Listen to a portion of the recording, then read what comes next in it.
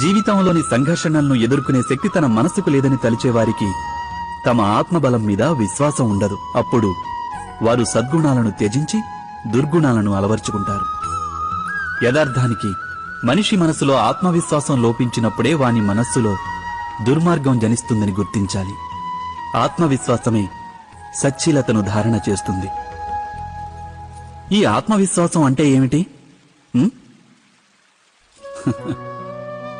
జీవితంలోని సంఘర్షణలు తమను నిర్వీర్యం చేస్తాయని నమ్మేవారు తమ ఆత్మవిశ్వాసాన్ని కోల్పోతారు.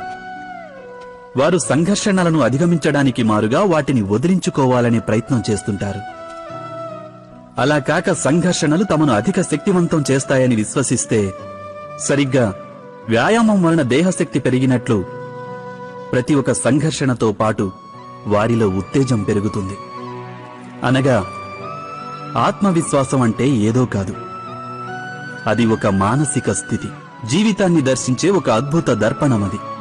అయినా జీవితాన్ని దర్శించగలిగే సామర్థ్యం మనిషి వశంలోనే ఉంటుంది కదా. మీరే ఆలోచించండి.